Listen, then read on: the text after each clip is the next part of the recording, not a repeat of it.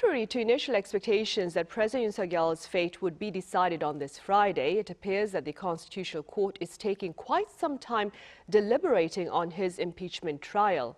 Our correspondent Oh Soo-young has the latest. With no verdict this week, President Yoon Suk Yeol's impeachment trial will stretch on past the 3-month mark as the Constitutional Court continues to deliberate on the leader's fate following his December 3rd martial law last year. The court typically notifies parties to the trial of the ruling date at least 2 days in advance. However, no such notification has been given yet, meaning the decision will not be announced on Friday as widely expected, but by next week at the earliest. With a hearing scheduled Tuesday for the impeachment trial of Justice Minister Park Sung-jae in the afternoon, it seems likely Yoon's verdict would come later in the week. As Saturday marks 91 days since the National Assembly passed a motion to remove President Yoon from power, Yoon's case will become the longest presidential impeachment trial in South Korea's history.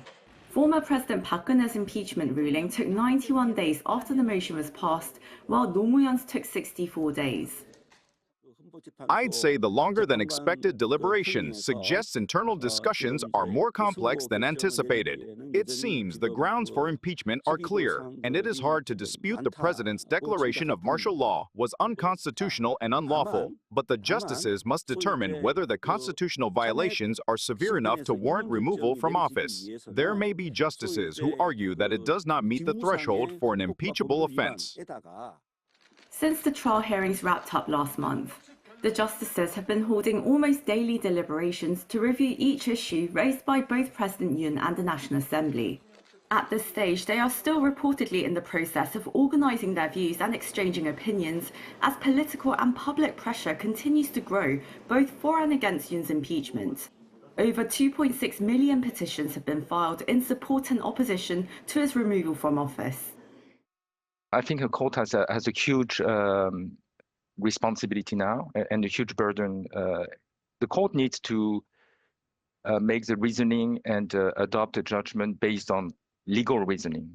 Not any other consideration should be taken, but the court should also consider the environment and the status of the society where we are staying now, and that makes the task of the court very difficult, I believe, but the court needs to seek to the basic fundamentals of law, of the constitutional law.